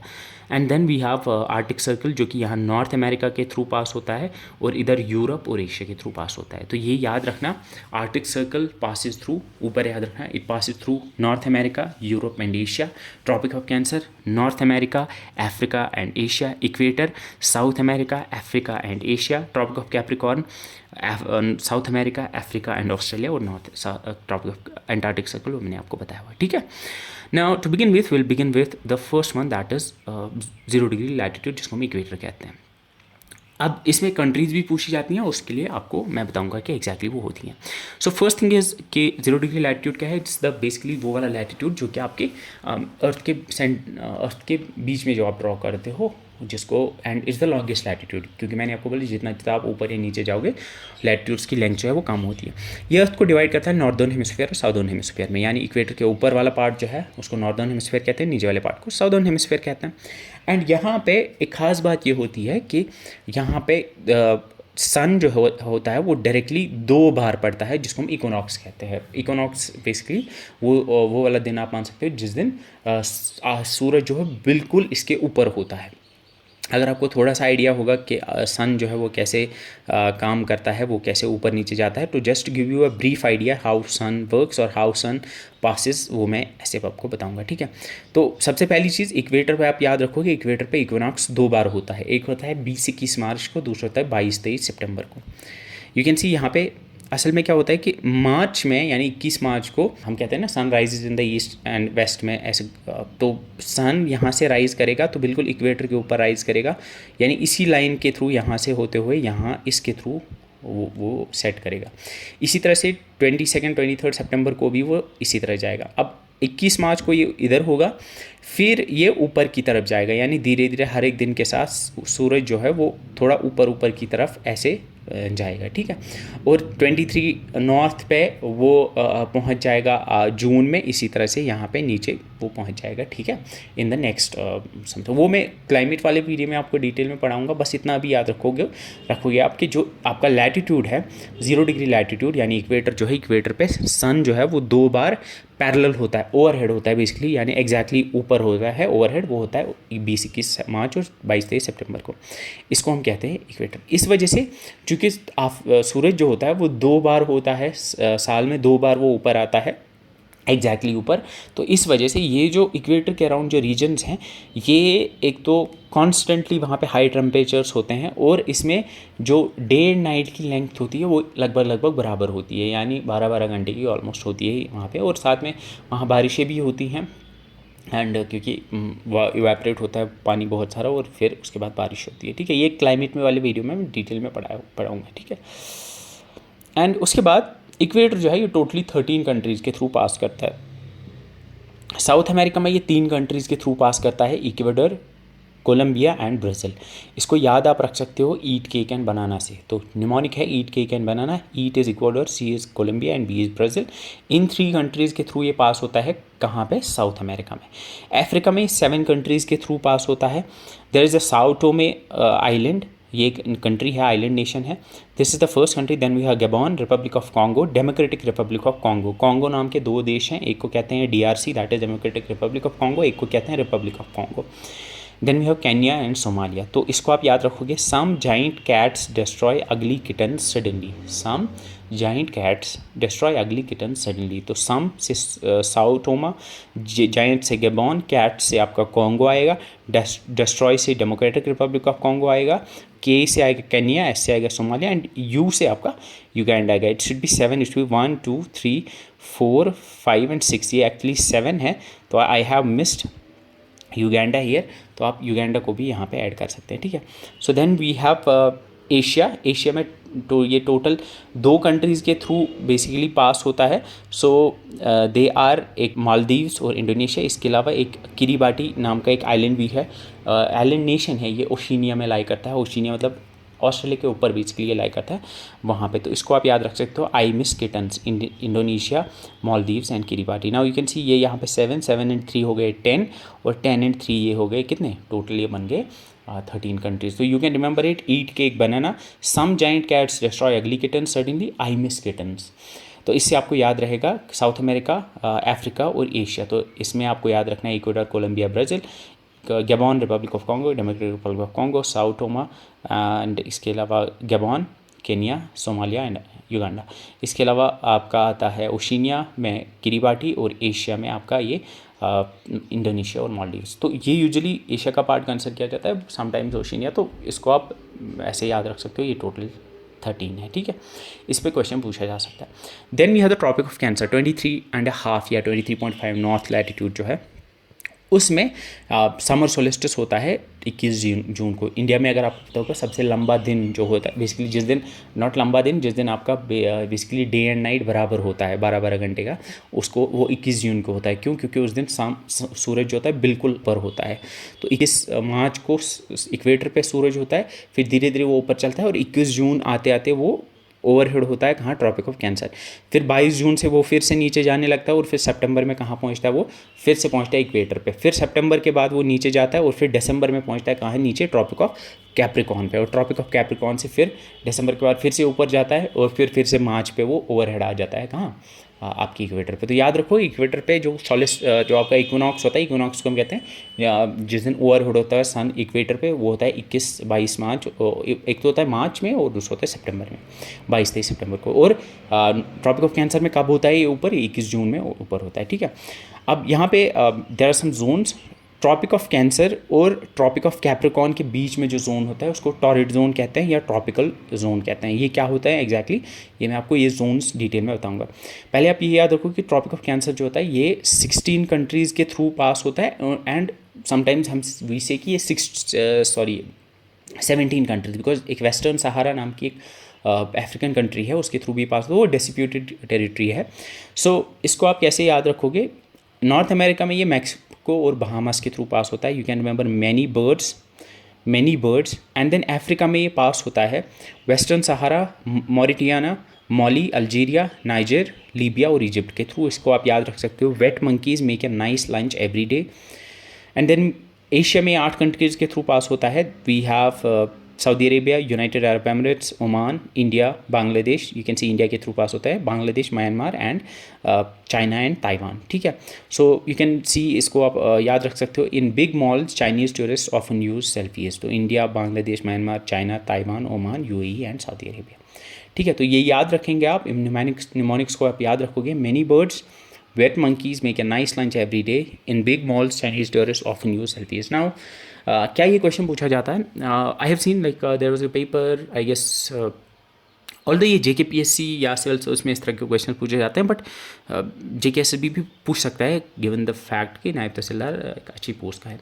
तो इसमें you could be, I remember there was a exam, I think JKPSC assistant registrar का एक एग्जाम हुआ था, उसमें उन्हें पूछा था which of the among the following countries the equator does not pass through. तो उन्हें इक्वेटर का दिया था किस कंट्री के थ्रू पास नहीं होता है। तो इस तरह का क्वेश्चन आ सकता है। उन्हें 4 कंट्रीज दी थी, उसमें से एक थी जो उसका आंसर था। Then we have tropic of cancer जो मैंने आपको बोला। अब ये किस किस वाटर बॉडी के थ्रू पास होता है? ये अटलांटिक ओशन के थ्रू पास होता है, अटलांटिक ओशन के थ्रू पास होता है, इंडियन ओशन के थ्रू पास होता है और अरेबियन ओशन के थ्रू पास होता है। इसके अलावा ये अरेबियन सी, रेड सी और गल्फ ऑफ मैक्सिको इनके थ्रू भी पास होता है। तो ये भी आप याद रखोगे। यू कैन सी, इसको मैं अगर यहाँ पे आपको दिखाऊंगा, आई डोंट नो इफ़, हाँ इक्वेटर यू कैन सी यहाँ पे ये इंडियन ओशन है, ये यहाँ पे पैसिफिक ओशन है, यहाँ से भी ये पैसिफिक ओशन है, और ये वाला पार्ट जो है इंडियन ओशन का ये अरेबियन सी है। एंड यू कैन सी यहाँ पे ये gulf of, sorry tropic of cancer की बात हो रही है, तो ट्रॉपिक ऑफ कैंसर में ये अरेबियन सी है, यहाँ पे ये रेड सी है, यहाँ पे रेड सी के थ्रू पास होता है। ये यहाँ पैसिफिक ओशन है, ये अटलांटिक ओशन है, एंड यू कैन सी ये यहाँ पे गल्फ ऑफ मैक्सिको है। ये वाला पार्ट जो है ये गल्फ ऑफ मैक्सिको है, इसके थ्रू भी ये पास होता है, ठीक है। सो ये भी पूछा जा सकता है। तो ये भी आप याद रखोगे कि एक तो कौन सी कंटिनेंट, कौन से ओशन, एंड साथ में यू कैन ऑल्सो रिमेंबर कौन सी कंट्री पे क्वेश्चन ज़्यादा आएंगे। Then you tropic of Capricorn, south में नीचे 23.5 पे जो लैटिट्यूड है उसको हम कहते हैं ट्रॉपिक ऑफ कैप्रिकॉर्न। और वहाँ पे समर सोलिस्टिस जो होता है 22 दिसंबर को होता है। उस दिन 22 दिसंबर को ऊपर विंटर सोलिस्टिस होता है। ये नॉर्दर्न हेमिस्फीयर में उस दिन कहते हैं कि उस दिन विंटर सोलिस्टिस है। लेकिन नीचे यानी उस दिन 22 दिसंबर को सूरज कहाँ होता है? ओवरहेड। सूरज ओवरहेड होता है नीचे ट्रॉपिक ऑफ कैप्रिकॉर्न पे। सो ट्रॉपिक ऑफ कैप्रिकॉर्न 10 कंट्रीज़ के थ्रू पास होता है, साउथ अमेरिका, अफ्रीका और ओशिनिया यानी ऑस्ट्रेलिया में भी इसकी। तो साउथ अमेरिका में ये 4 कंट्रीज़ के थ्रू पास होता है। Clever ants prefer blueberries, Chile, Argentina, Paraguay और ब्राज़ील। अफ्रीका में ये 5 कंट्रीज़ के थ्रू पास होता है, नामीबिया, बोट्सवाना, साउथ अफ्रीका और मोजाम्बिक। और साथ में एक छोटा सा नेशन है जिसको कहते हैं मेडागास्कर, जो एक आइलैंड है, छोटा सा नहीं है, one of the largest islands माना जाता है ये। इसके अलावा इसको आप याद रख सकते हो, naughty boys steal my mangoes. तो अब इसको कनेक्ट करना है आपको कि naughty boys steal my mangoes. तो you can see naughty boys steal my mangoes, आप इमेजिन कर सकते, ये कहाँ पे है? ये अफ्रीका के नेशंस। तो आप इमेजिन कर सकते एक छोटा सा अफ्रीकन लड़का है जो कि आपके आम चरा रहा है। तो आपने ये कहानी बनाई ना, छोटा सा अफ्रीकन बच्चा है जो आपके आम चुरा है, तो ये आपको याद रहेगा अफ्रीका के थ्रू पास हो रहा है। अब छोटा सा बच्चा आम चुरा है तो याद आएगा आपको नॉटी बॉय स्टील माई मैंगो, तो अफ्रीका के थ्रू ये ट्रॉपिक ऑफ कैप्रिकॉर्न के साथ आपको मैच करना है।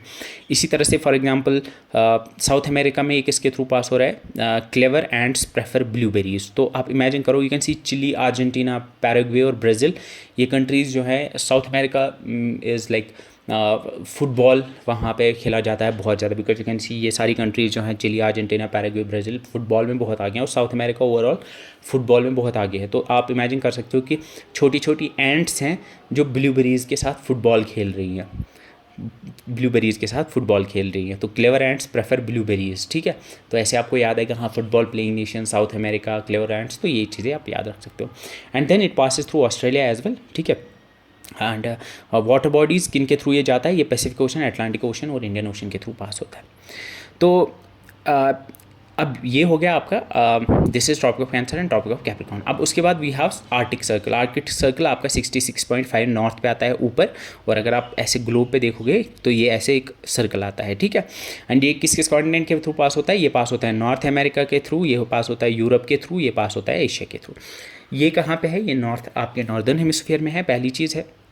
और यहाँ पे it marks the southern limit of the area where sun does not set for at least 1 day during summer यानी midnight sun, and does not rise for at least 1 day during 1 winter. तो आपको पता होगा कि इसके ऊपर जो है यहाँ पे यू कैन सी ये जो ग्रीनलैंड का एरिया है, या ऊपर जो है इवन फिनलैंड, स्वीडन के कुछ ऐसे टेरिटरीज़ हैं, या ऊपर जो अलास्का का रीजन है यहाँ से, या ऊपर ये साइबेरिया का रीजन है, वहाँ पे आपने सुना होगा 6-6 महीने रात रहती है। वहाँ पे आपने सुना होगा कि वहाँ पे सूरज ढलता ही नहीं है। You can search the videos, वहाँ पे आप देखोगे रात के 3 बजे भी आपको रोशनी देखने को मिलती है।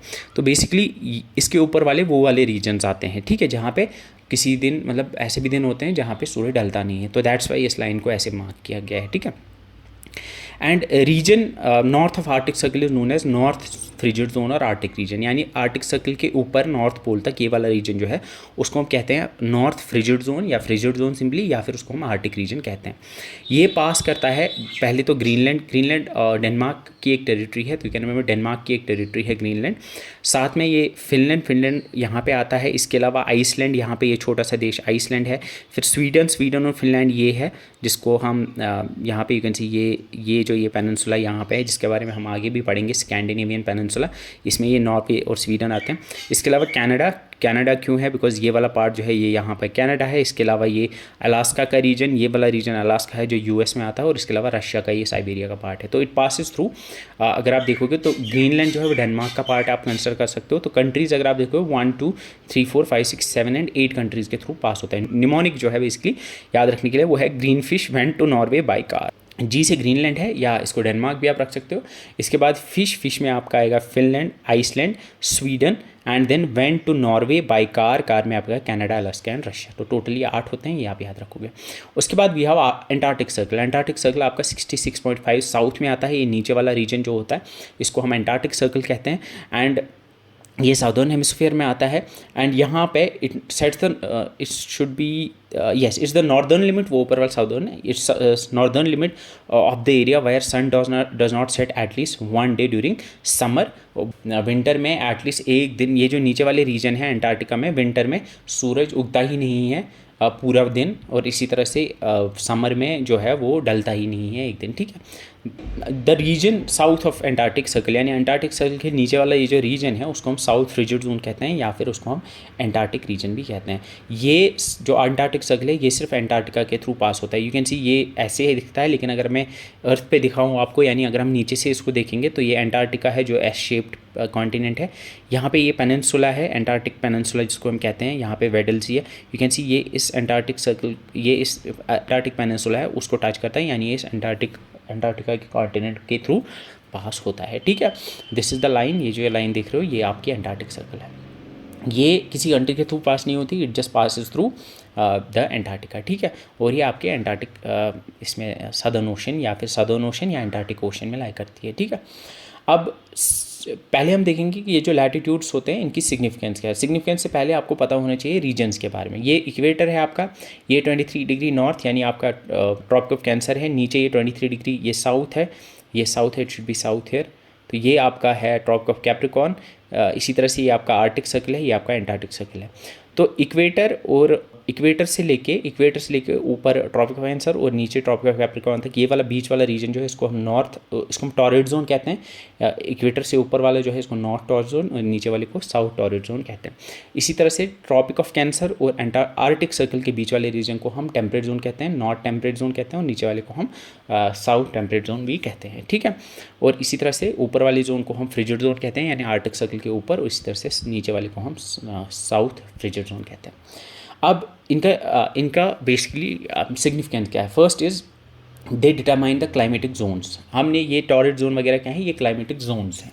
हमने अर्थ को ब्रॉडली डिवाइड किया हुआ है क्लाइमेटिक जोन्स में। यू कैन सी बीच वाला जो है यानी ऊपर ट्रॉपिक ऑफ कैंसर से लेके नीचे ट्रॉपिक ऑफ कैप्रिकॉर्न तक जो ये रीजन है, इसमें जो कंट्रीज़ आती हैं या जो भी रीजन्स आते हैं उनको हम टॉरिड जोन कहते हैं। उनमें एक पर्टिकुलर टाइप का एक क्लाइमेट होता है। इसी तरह से ये ट्रॉपिक ऑफ कैंसर के ऊपर आर्टिक सर्कल तक और नीचे ट्रॉपिक ऑफ कैप्रिकॉर्न से लेके नीचे अंटार्कटिक सर्कल तक जो ये रीजन होता है उनको टेम्परेट जोन कहते हैं।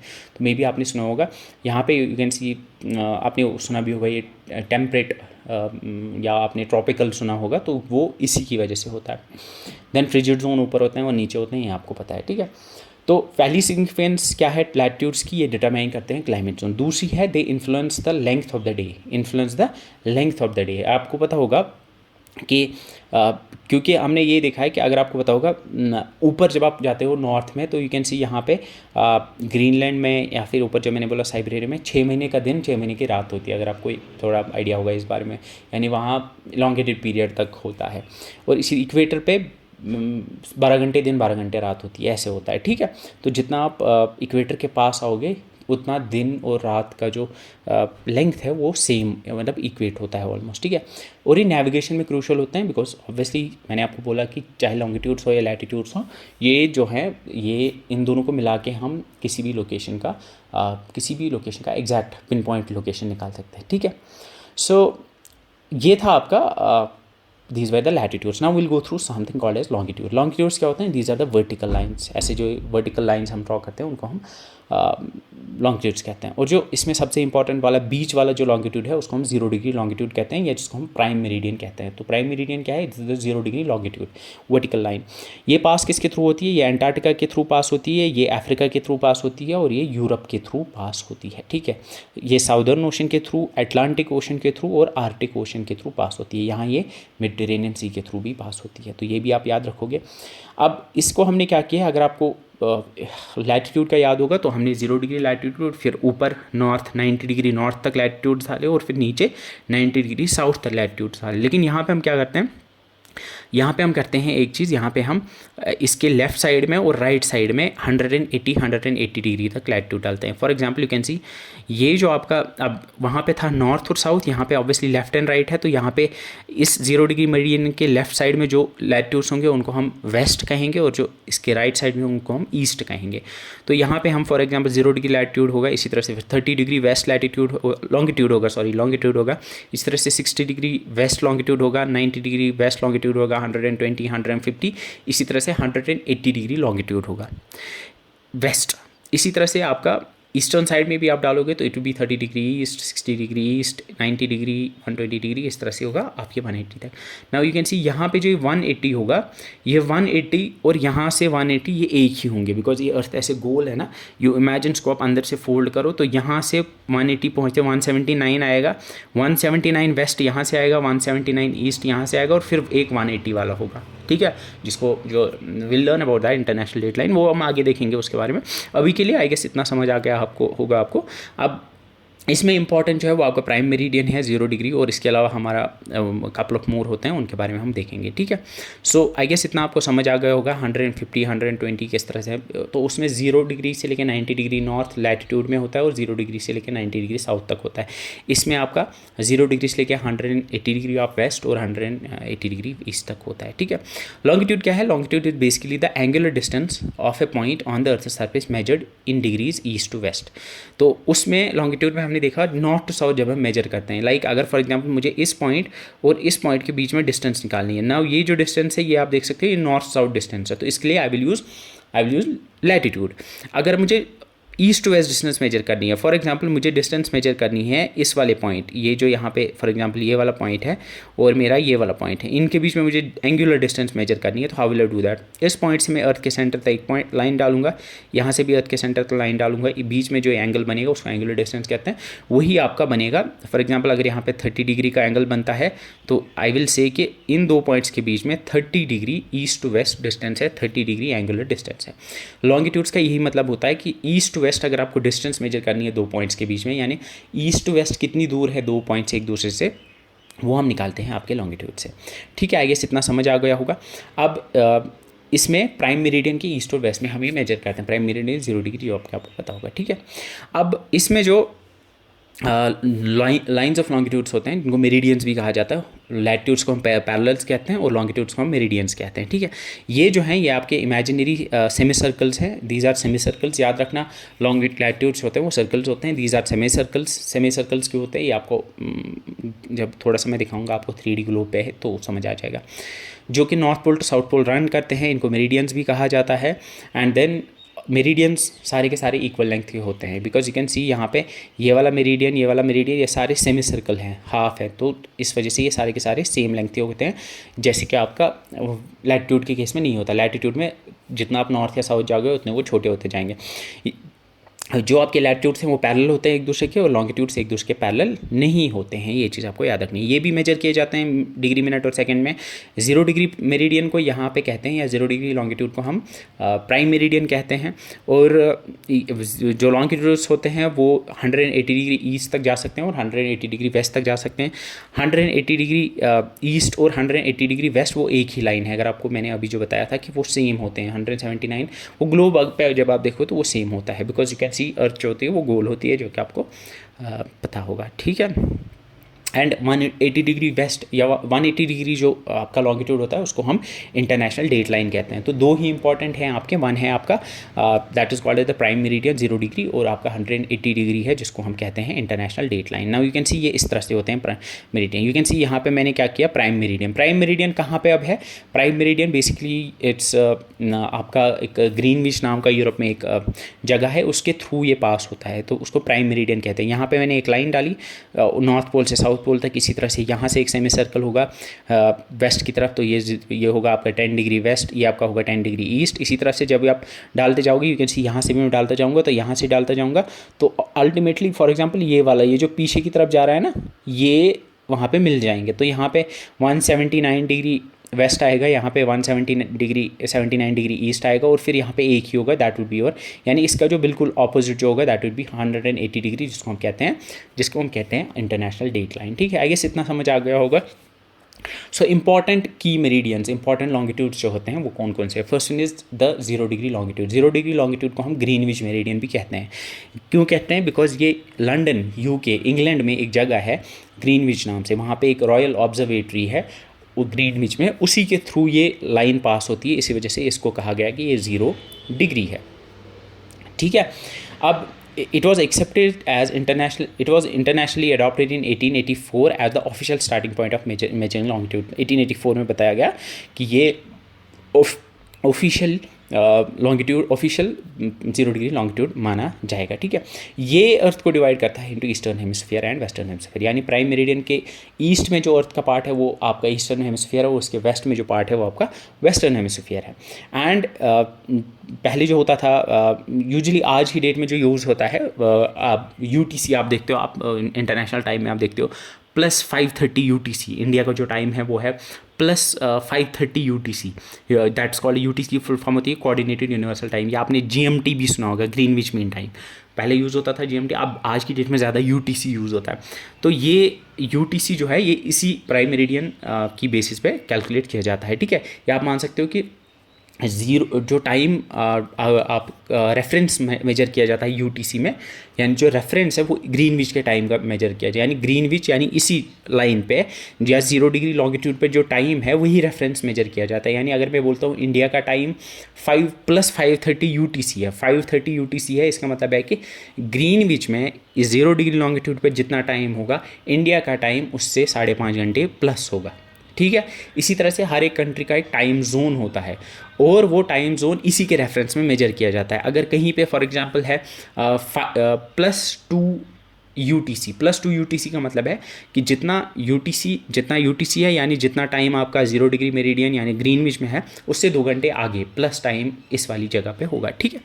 ये किन कंट्रीज़ के थ्रू पास होता है ये आपको याद रखना है। ये पास होता है UK, फ्रांस, स्पेन, अल्जीरिया, माली, बुर्किना फासो अफ्रीका की कंट्री है। You can C UK, France, Spain, ये आपके आते हैं UK, फ्रांस और स्पेन यूरोप में आते हैं। अल्जीरिया, माली, बुर्किना फासो, टोगो, गाना ये जो है अफ्रीका में आते हैं और एंटार्क्टिका आपका एंटार्क्टिका है। बुर्किना फासो में भी आपने सुना होगा इब्राहिम ट्रैओरे जो आजकल बहुत न्यूज़ में चल रहे हैं, the president 35 year old president वो इस कंट्री के हैं। तो ये याद रखना बुर्किना फासो के थ्रू भी आपका 0 डिग्री लॉन्गिट्यूड पास होता है। निमोनिक क्या है? इसका निमोनिक है uncle Fred says all my best thoughts go. Uncle UK, Fred से फ्रांस है, S से स्पेन है, ऑल से अल्जीरिया है, माई से मॉली है, बेस्ट से बुर्किना फासो है, T से टोगो है एंड G से गाना है। इसके अलावा अंटार्कटिका भी है, वो आप याद रखोगे, ठीक है। अब यहाँ पे इसको मैंने फ्लैटन आउट किया हुआ है फिर से। अब यहाँ पे मैंने आपको बोला ये वाला जो है यू कैन सी ये वाला जो है ये वाला लॉन्गिट्यूड जो है इसको हम कहते हैं ग्रीनविच मेरिडियन और 0 डिग्री लॉन्गिट्यूड। 0 डिग्री लॉन्गिट्यूड जो है यहाँ पे यू कैन सी UK यहाँ पे है और UK में ये ग्रीनविच नाम की जगह है उसके थ्रू ये पास होता है। यू कैन सी यहाँ UK, फिर फ्रांस है, फिर स्पेन है, फिर अल्जीरिया है, इसी तरह से फिर नीचे मॉली है, फिर नीचे ऐसे बुर्किना फासो और बाकी कंट्रीज़ है और नीचे अंटार्कटिका इनके थ्रू पास होता है, ठीक है। So you can see these are the countries इनके थ्रू ये पास होता है। अब जो स्टैंडर्ड टाइम्स हैं जो मैंने आपको बोला कि जो and you can C also जो भी मैंने इमेज यूज़ किए हैं उनका रेफरेंस ऊपर आपको मिल जाएगा, रेफरेंस सोर्स आपको मिल जाएगा। This is for britannica.com and I यहाँ पे I would like to give a thumbs up to britannica.com because मेरी बहुत सारी ऑल्दो मैंने एनिमेशंस बहुत सारे या विजुअल्स खुद ही बनाए हैं जो आप आगे देखोगे, but I have use a lot of already available ones जो कि आपको britannica.com पे मिल जाएंगे। यू कैन चेक, इनके बहुत ही ज़बरदस्त, आई रियली लाइक्ड इट, इनके बहुत ही अच्छे हैं वर्ल्ड ज्योग्राफी पे विजुअल्स इमेज हैं बहुत सारी। तो यू कैन अगर आपको कोई भी मैप वगैरह कुछ चाहिए होगा किसी कंट्री का वगैरह, you can search for example किसी कंट्री का चाहिए होगा या किसी लेक का चाहिए होगा या किसी से डेजर्ट का चाहिए होगा, यू कैन सर्च और साथ में आप लिख सकते हो britannica.com में, you will find some great visuals जो कि इन्होंने बनाए हुए हैं। So shout out to them. So Greenwich Mean Time यहाँ पे आपको पता है ये 0 डिग्री का लॉन्गिट्यूड है। अब मैंने आपको बताया कि इसी के अराउंड हम टाइम को मेजर करते हैं। तो यू कैन सी इसके फॉर एग्जांपल राइट साइड में आप एक और इसके इस साइड जो हेमिस्फीयर आएगा उसको वेस्टर्न हेमिस्फीयर कहते हैं, इसके साइड जो आएगा उसको हम ईस्टर्न हेमिस्फीयर कहते हैं। अब ये जो है ये तो फ्लैटन आउट किया हुआ है। नाउ यू कैन सी ये वाला पार्ट और ये वाला पार्ट सेम है। अब यहाँ पे एक चीज़ आप जो देख पा रहे होंगे ये है कि यहाँ पे यू कैन सी यहाँ पे ये वाली लाइन जो है 180 डिग्री पे जो लाइन है उसको हम इंटरनेशनल डेट लाइन कहते हैं। उसको हमने स्ट्रेट नहीं रखा हुआ है, उसको बीच बीच में यहाँ पे, ताकि ये किसी कंट्री के थ्रू पास ना हो, ये किसी कंट्री के कंट्री के थ्रू पास नहीं होती, इसलिए थोड़ी टेढ़ी मेढ़ी है। यहाँ पे यू कैन सी ये वाला पार्ट जो है ये आपका रशिया का पार्ट है, तो इसको रशिया के थ्रू पास नहीं करा है, इसको यहाँ पे ये बेरिंग स्ट्रेट है, बेरिंग स्ट्रेट रशिया और नॉर्थ अमेरिका को यहाँ बेरिंग स्ट्रेट है बीच में, तो उसके थ्रू निकाले गए। यहाँ पे एल्यूशन आइलैंड्स हैं जो कि पार्ट है यहाँ पे US के अलास्का रीजन के, उनसे हटा के यहाँ पे फिर आपके आते हैं ओशिनिया का पार्ट। ओशिनिया में बहुत सारे आइलैंड्स हैं, उनसे बच के ये यहाँ पे इनको बनाया गया है। अब ये जो इंटरनेशनल डेट लाइन होती है इसमें ये होता है कि अगर आप यहाँ पे फॉर एग्जांपल नॉर्थ अमेरिका का अलास्का रीजन है, अगर यहाँ संडे होगा तो अगर आप यहाँ पे 40 बेरिंग स्ट्रेट जो है ये 40 किलोमीटर इसके बीच का डिस्टेंस होगा बेरिंग स्ट्रेट, यानी इधर नॉर्थ अमेरिका से इधर रशिया के बीच में ये जो बीच में स्ट्रेट है छोटी सी, इसको ये 40 किलोमीटर है। तो मतलब अगर आप यहाँ पे होंगे 40 किलोमीटर पार करोगे, इधर संडे अगर होगा तो इधर मंडे हो जाएगा, यानी जो दिन है वो बदलता है इसी इंटरनेशनल डेट लाइन के। तो इधर अगर संडे है इधर मंडे होगा, इधर एक दिन आगे होता है, ठीक है। तो जो आपका इंटरनेशनल डेट लाइन है इसके वेस्ट साइड में एक दिन आगे होता है, ठीक है। अब पहली जो थी प्राइमरी नहीं, मैंने आपको बोला कहाँ से इसकी क्या इंपॉर्टेंस है, रेफरेंस मेजर, ये रेफरेंस UTC या GMT का ये रेफरेंस मेजर माना जाता है। Then we have ideal, that's International Date Line जो कि 180 डिग्री लॉन्गिट्यूड को माना जाता है। ये कि एक इमेजिनरी लाइन है जो कि अर्थ के सरफेस के ड्रॉ की गई है नॉर्थ पोल से South Pole, demarcate the change of one calendar day to the next, यानी डे कब बदलता है, यानी या एक दिन से दूसरे दिन में उसको डिमार्केट करने के लिए we have this International Date Line. ये 180 डिग्री मेरिडियन पे है, लेकिन बीच बीच में ये डिविएट हुई है, इसको डिविएट किया गया है सो दैट कि ये किसी लैंड मास को ना करे टच। और ये एग्जैक्टली कहाँ पे है, यू कैन सी ये पैसिफिक ओशन और आर्टिक ओशन और सदर्न ओशन के थ्रू पास होती है, ठीक है। तो ये चीज़ आपको याद रखनी है। इंटरनेशनल अगर आप इसको ईस्टवर्ड ट्रैवल करोगे, ईस्टवर्ड मतलब अगर आप यहाँ से इधर जाओगे, इफ़ यू गो यहाँ से इधर अगर आप जाओगे, यानी यहाँ से अगर आप इधर जाओगे तो आपका एक दिन कम होगा, और अगर आप यहाँ से इधर जाओगे तो एक दिन आपका बढ़ जाएगा, ठीक है। तो वही यहाँ पे है कि ईस्टवर्ड अगर आप जाओगे तो यू सब्ट्रैक्ट ए डे, अगर आप वेस्टवर्ड जाओगे तो यू ऐड ए डे। ये प्राइमरली पैसिफिक ओशन के थ्रू जाती है, ऊपर आर्टिक के थ्रू जाती है, नीचे सदर्न ओशन के थ्रू भी ये जाती है। अब लॉन्गिट्यूड्स किस लिए यूज़ होते हैं? लॉन्गिट्यूड्स यूज़ होते हैं टाइम जोन्स के लिए। First thing that you remember, longitudes जो लैटिट्यूड्स होते हैं, लैटिट्यूड्स यूज़ होते हैं क्लाइमेट जोन्स के लिए, लॉन्गिट्यूड यूज़ होते हैं टाइम जोन्स के लिए। दूसरा, ये नेविगेशन के लिए यूज़ होते हैं, उनकी तरह ये भी नेविगेशन के लिए यूज़ होते हैं। और साथ में ये जो 180 डिग्री इंटरनेशनल डेट लाइन है वो marks the change of the date, ये भी आपको पता होना चाहिए। अब यहाँ पे हेमिस्फीयर्स के बारे में आपको पता होना चाहिए। हेमिस्फीयर यूजुअली हम नॉर्दर्न और साउदर्न हेमिस्फीयर बोलते हैं, वो also say eastern and western hemisphere. You can see यहाँ पे जो आपका प्राइम मेरिडियन है, प्राइम मेरिडियन के लेफ्ट साइड में जो पार्ट है उसको हम वेस्टर्न हेमिस्फीयर कहते हैं। प्राइम मेरिडियन के राइट साइड में जो पार्ट है उसको हम ईस्टर्न हेमिस्फीयर कहते हैं। इक्वेटर जो 0 डिग्री लैटिट्यूड है उसके ऊपर वाले पार्ट को नॉर्दर्न हेमिस्फीयर कहते हैं, और साउदर्न हेमिस्फीयर नीचे वाले पार्ट कहते हैं। यू कैन सी जो एशिया है वो कहाँ लाई करता है, या एशिया या इंडिया जो है वो यहाँ लाई करता है, या आप कह सकते हो कि वो नॉर्दर्न हेमिस्फीयर में लाई करता है, और आप ये भी कह सकते हो कि वो ईस्टर्न हेमिस्फीयर में लाई करता है। आई गेस ये चीज़ क्लियर है और ये बस ईजी है, मुझे लगता है इसमें ज़्यादा मुझे बताने की ज़रूरत है।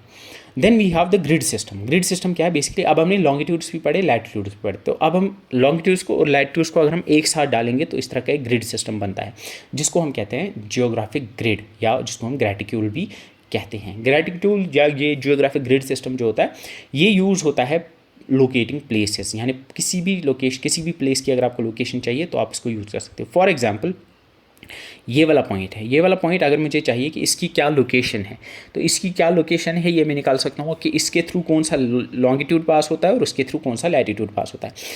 तो यूजुअली जो होता है, पहले हम देखते हैं लैटिट्यूड क्या है। तो फॉर एग्जांपल लैटिट्यूड जो है इसका वो 30 डिग्री लैटिट्यूड है, क्योंकि यू कैन सी यहाँ से 30 डिग्री लैटिट्यूड पास हो रहा है, और लॉन्गिट्यूड कौन सा पास हो रहा है, ये 20 डिग्री लॉन्गिट्यूड पास हो रहा है। तो इस पॉइंट की जो लोकेशन है वो है 30 डिग्री लैटिट्यूड, मगर कौन सा, नॉर्थ वाला लैटिट्यूड है ना, तो 30 डिग्री ऊपर नॉर्थ वाला लैटिट्यूड है। और यू कैन सी यहाँ पे 20 degree west, you can see west longitude है ना, तो 20 डिग्री वेस्ट। तो इसका जो कोऑर्डिनेट्स होंगे वो क्या होंगे, वो होंगे 30 degree north latitude and 20 degree waste longitude. तो इस तरह से आप किसी भी पॉइंट का लोकेशन निकाल सकते हो, ठीक है। तो फॉर एग्जांपल अर्थ जो न्यू दिल्ली का जो अप्रॉक्सीमेटली वो आता है 28 डिग्री नॉर्थ लैटिट्यूड और 77 डिग्री ईस्ट लॉन्गिट्यूड, ठीक है। तो यूज़ किस लिए किया जाता है, ये यूज़ किया जाता है अगर आपको किसी भी लोकेशन का पिन पॉइंट लोकेशन चाहिए, किसी भी प्लेस का पिन पॉइंट लोकेशन चाहिए, यू कैन यूज़ दिस। और यहाँ पे जीपीएस में भी ये यूज़ होता है। तो आपके सिलेबस में कंप्यूटर विद जीपीएस है, तो उसमें ये चीज़ आपको पूछी जा सकती है। अब यहाँ पे टाइम जोन्स हैं जिनके बारे में आपको पता होना चाहिए। टाइम जोन्स क्या होते हैं बेसिकली, अगर आपको पता होगा यहाँ पे ग्रीनविच मीन टाइम है, वेयर इज़ दैट, वो यहाँ पे ड्रॉ नहीं की हुई है, yes this is the Greenwich Mean time. ये जो ग्रीनविच मीन टाइम है वो जो आपका बेसिकली 0 डिग्री मेरिडियन है वो ये वाली लाइन होगी, ठीक है। अब यू कैन सी यहाँ पे फॉर एग्जांपल होता है टाइम, जिसको हम कहेंगे यहाँ पे जो टाइम होगा उसको यूटीसी कहा जाता है। अब से फॉर एग्जांपल इंडिया है यहाँ पे, तो यू कैन सी इंडिया में लिखा हुआ है +30 का मतलब है कि +530 का मतलब है कि जितना यहाँ ग्रीनविच में टाइम होगा उससे 5.5 घंटे आगे टाइम होगा। अब यहाँ पे इसको डिवाइड कैसे किया जाता है, यहाँ पे होता है इसको टोटल आप देख सकते होंगे 24 जोन्स में डिवाइड किया हुआ है। 24 जोन्स में इसको डिवाइड किया हुआ है, +1 +2 +3 करके +12 तक, इसी तरह से -1 -2 -3 -4 -5 इस करके -12 तक। तो ये टोटल 24 आपके टाइम जोन्स आते हैं। और फिर किया क्या जाता है कि बेसिकली हर एक कंट्री क्या करती है कि वो देखती है कि कौन सा मेरिडियन या कौन सा लॉन्गिट्यूड इसके थ्रू पास होता है, उसी को वो कंसिडर करता है उसका टाइम जोन। फॉर एग्जांपल अगर मैं आपको बोलूँ से फॉर एग्जांपल यहाँ पे ये कोई एक कंट्री लेते हैं, यहाँ लिखा हुआ है नहीं इन पे कोई तो होगी जिस पे लिखा होगा, ये इधर लिखा हुआ है लेकिन इनका प्लस 9.5 है तो वो थोड़ा मुश्किल हो जाएगा आपके लिए। ठीक है, इंडिया को ही लेते हैं, let's go with India. Now India जो है, यू कैन सी इंडिया को प्लस 530 रखा गया है, क्योंकि यहाँ पे ये जो इंडिया ने जिस मेरिडियन को एज देयर मतलब एज देयर IST के लिए जिसको यूज़ किया है इंडियन स्टैंडर्ड टाइम के लिए, वो 82.5 मेरिडियन है। 82.5 मेरिडियन यहाँ ऐसे पास होता है, तो ये 82.5 मेरिडियन है। तो 82.5 मेरिडियन जो है वो अगर आप देखोगे यहाँ से, अगर आप देखोगे तो इसको थोड़ा अगर मैं समझाऊंगा कि ये कैसे कैलकुलेट किया जाता है, ऑल्दो आपके सिलेबस में नहीं है but you can understand it. अब यू कैन सी यहाँ पे टोटल मेरिडियंस जो आपको पता होगा यहाँ से कितने हैं, यहाँ से आपके 100 मतलब 180 डिग्रीज़ हैं और यहाँ से 180 डिग्री है, तो टोटल 360 डिग्री हैं आपके पास। 360 डिग्री या 360 मेरिडियंस आप मान सकते हो, उसको हमने डिवाइड किया हुआ है 24 में। तो 360 डिवाइडेड बाई 24 अगर आप करोगे तो वो 15 आएगा। यानी इसका मतलब होता है कि 15 डिग्री पे, यानी 15 डिग्री पे +1 आएगा। 15 डिग्री पे 1 घंटा आगे जाओगे आप। 30 डिग्री मेरिडियन पे 2 घंटे आप आगे जाओगे। 45 डिग्री पे आप 3 घंटे आगे जाओगे। 60 डिग्री पे आप 4 घंटे आगे जाओगे। इसी तरह से 75 डिग्री पे आप 5 घंटे आगे जाओगे और 90 डिग्री पे आप 6 घंटे आगे जाओगे। लेकिन अब यहाँ पे 5 घंटे आप जाते हो आगे 75 पे और 6 घंटे जाते हो 90 पे। लेकिन अगर आपने देखा होगा इंडिया ने जिस मेरिडियन को चूज़ किया है इंडियन स्टैंडर्ड टाइम के लिए वो 82.5 है। एंड यू कैन सी 82.5 आपके बीच में आता है, 75 और 90 के बीच में आता है, क्योंकि 75 + 7.5 आएगा 82.5 और 82.5 + 7.5 आएगा 90। तो इन दोनों के बीच में ये आता है, तो इसीलिए 5 और 6 के बीच में, यानी इसीलिए आपका जो इंडियन स्टैंडर्ड टाइम है वो +5 GMT या +5 UTC कंसिडर किया जाता है। आई गेस ये चीज़ आपको समझ आ गई है। अगर नहीं आया तो बस इतना याद रखो, जो मेरिडियंस होते हैं वो टाइम जोन डिसाइड करते हैं। हर एक बेसिकली जो मेरिडियंस होते हैं, यानी 1 घंटा आगे जाते हो आप हर 15 डिग्री पे, यानी for every 15 degrees of longitude आप 1 घंटा चेंज होता है। ठीक है, टाइम 1 घंटा चेंज होता है। अब क्या होता है कि कोई बड़ी कंट्री होती है, फॉर एग्जांपल यहाँ पे रशिया है।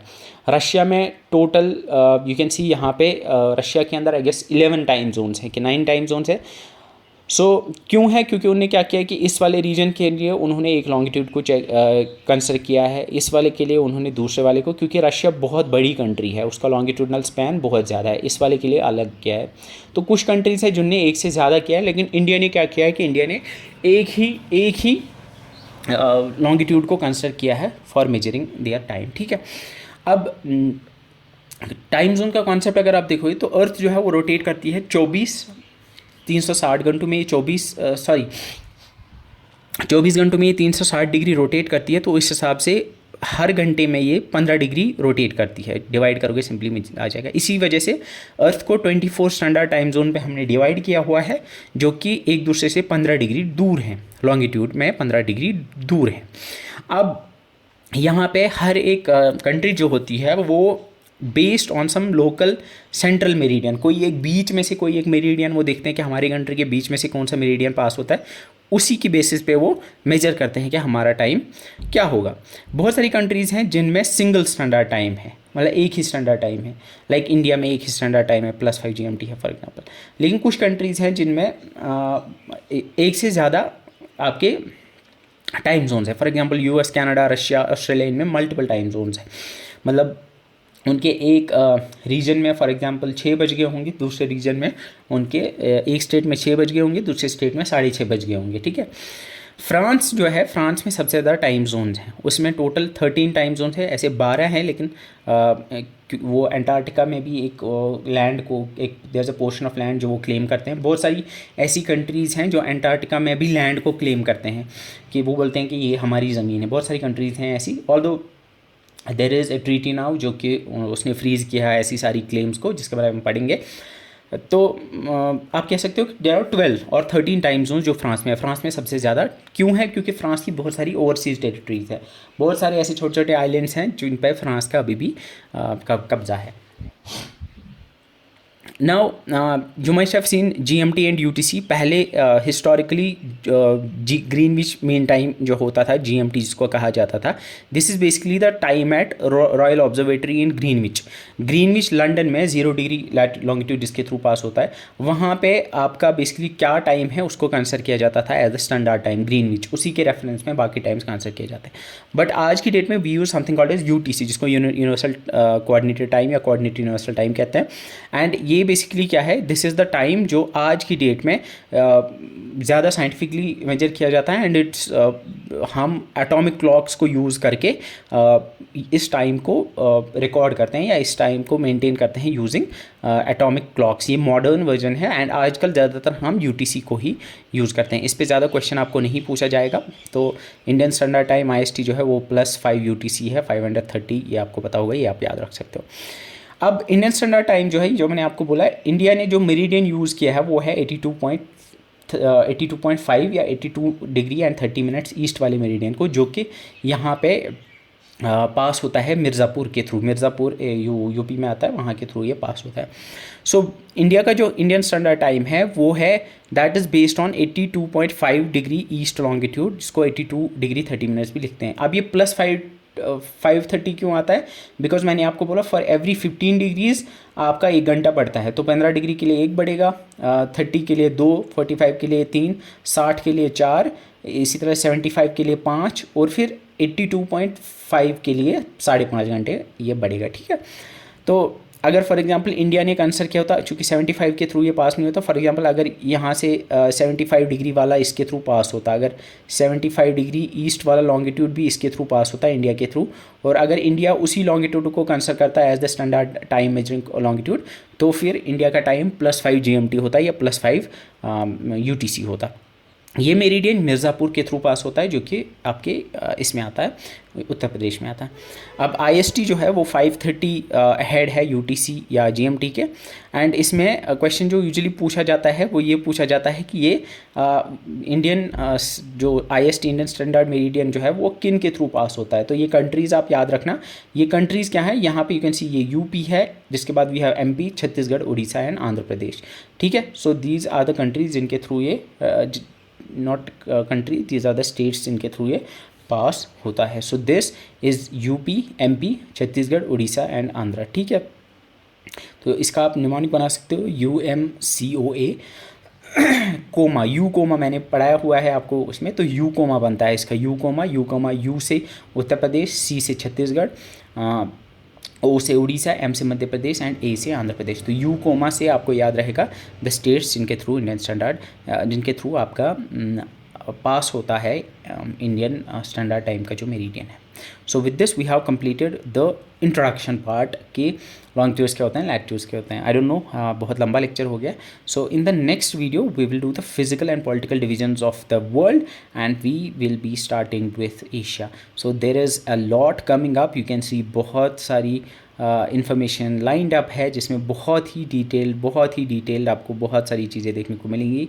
एंड इंशाल्लाह I hope that it would be a great journey and इंशाल्लाह आप में से बहुत सारे लोग कामयाब भी होंगे. So I wish you all the best. इसको रिवाइज करते रहिएगा. एंड यू कैन सी आगे जाके देर इज़ इसको बनाने में बड़ा टाइम लगा है, all the animations and all. So उसको बड़ा टाइम लगता है. तो आई होप कि ये लेक्चर आपको अच्छा लगा होगा. आप लेक्चर कैसा लगा, do right in the comments में लिखिए आप कैसा लगा. If you have any suggestions you can write down, उनको आप नीचे लिख सकते हैं. सो thank you so much for watching this video. See you in the next part. Till then, bye bye.